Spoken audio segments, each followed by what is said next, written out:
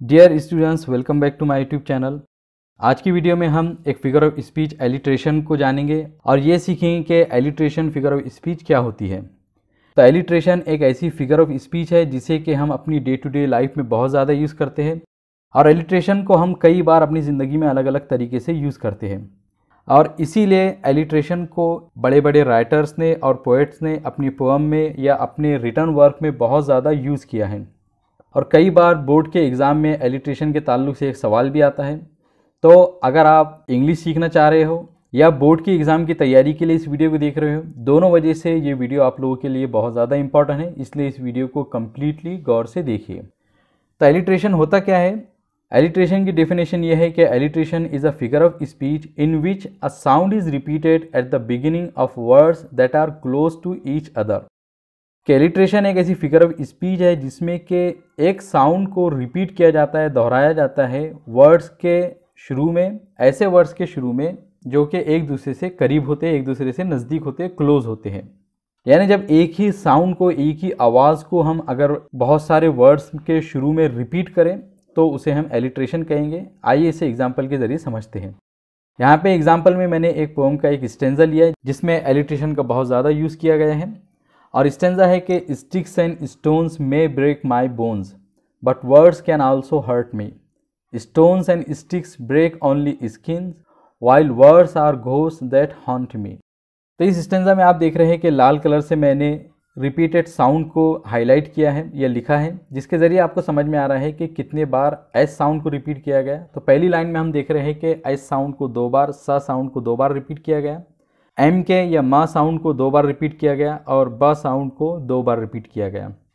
इसी तरह तीसरी लाइन में भी आप देख रहे हैं कि एस की साउंड को या सा साउंड को 3 बार रिपीट किया गया स्टोन्स, स्टिक्स एंड स्किन में। जबकि लास्ट लाइन में आप देख रहे हैं कि डब्ल्यू या व साउंड को 2 बार लाया गया है। इस स्टेंजा में कई बार एक साउंड को या अलग अलग साउंड्स को रिपीट किया गया, तो इसमें फिगर ऑफ स्पीच एलिट्रेशन का यूज़ किया गया है, यानी एक ही साउंड को कई वर्ड्स में शुरू में लाया गया है।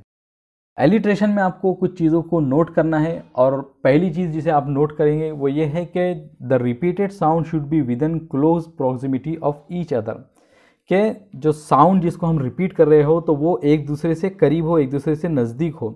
ऐसा ना हो कि एक साउंड को हम अभी ला लें और फिर उसी साउंड को 1 या 2 पैराग्राफ के बाद में रिपीट करें, तो ये एलिट्रेशन नहीं होगा, बल्कि एक दूसरे से वो करीब हो साउंड और एक दूसरे से नज़दीक होकर वो रिपीट किया जाए तो उसे ही एलिट्रेशन कहा जाएगा।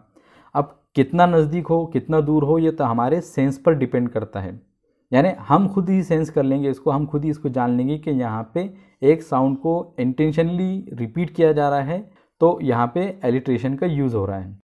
और सेकंड पॉइंट जिसे आप नोट करेंगे वो ये है कि a sound should be repeated not the complete word, कि एक साउंड को रिपीट किया जाए ना कि कंप्लीट वर्ड को रिपीट किया जाए। अगर कंप्लीट वर्ड को रिपीट किया जाएगा तो ये रेपिटेशन बन जाएगा, ना कि एलिट्रेशन। और रेपिटेशन क्या होता है तो इसकी मैं एक्सप्लेनेशन एक वीडियो में कर चुका हूँ, आप उसे देख सकते हैं, लिंक इसका आपको डिस्क्रिप्शन में मिलेगा।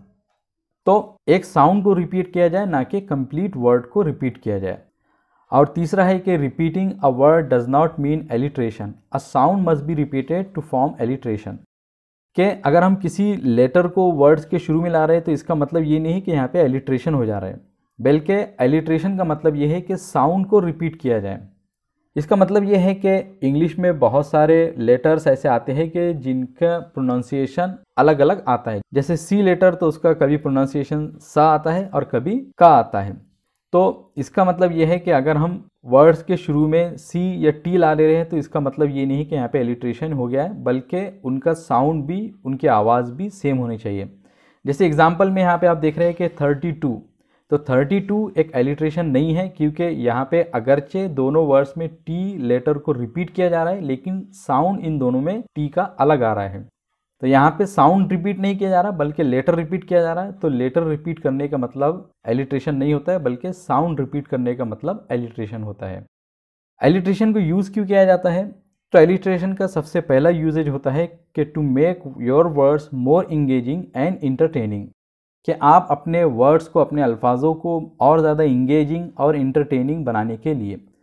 इसीलिए जो टंग ट्विस्टर्स होते हैं तो उसमें एलिट्रेशन का बहुत ज़्यादा यूज़ होता है, क्योंकि उसके ज़रिए हमारे अल्फाजों में इंगेजिंग बढ़ते हैं, लोग उससे बने रहते हैं और जिसको सुनकर लोगों को मज़ा आता है, जो हमारी बातें सुनने वाले होते हैं उनको सुनकर उसको अच्छा लगता है। जैसे कि टंग ट्विस्टर्स है, तो उसके अंदर इंगेजिंग बनाने के लिए, उसको इंटरटेनिंग बनाने के लिए हम उसमें एलिट्रेशन का बहुत ज़्यादा यूज़ किया जाता है। और इसीलिए जो टंग ट्विस्टर्स होते हैं तो उसे याद करना भी ईजी हो जाता है। टंग ट्विस्टर की यहाँ पे एग्जांपल है कि Peter Piper picked a pack of pickled papers. तो इसमें पी साउंड को रिपीट किया गया है और ये एक फन एक्टिविटी भी है। इसको सुनकर हमें अच्छा भी लग रहा है, इंटरटेन हो रहे हैं, और पी साउंड की रिपीटिशन की वजह से ये इंगेजिंग भी हो जा रहा है और हमारे लिए इसको याद करना भी ईजी हो जा रहा है।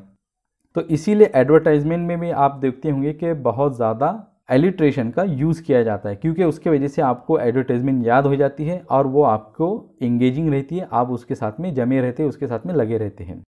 और एलिट्रेशन को यूज़ करने की दूसरी वजह होती है कि to give musicality and rhythm to your words, कि आपके वर्ड्स को म्यूजिकलिटी और रिदम यानी सुर और ताल देने के लिए भी आप एलिट्रेशन का यूज़ करते हैं।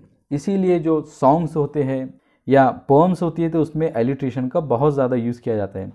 और इसीलिए लिटरेचर में शुरू से ही जो पोएट्स है या जो राइटर्स है तो उन्होंने हमेशा एलिट्रेशन का यूज़ किया है। और यहाँ पे एग्जांपल में मैंने उसी स्टेंजा की एक लाइन लिखी है कि स्टिक्स एंड स्टोन्स में ब्रेक माई बोन्स। तो यहाँ पे सा साउंड को भी रिपीट किया गया, मा साउंड को भी रिपीट किया गया और बा साउंड को भी रिपीट किया गया।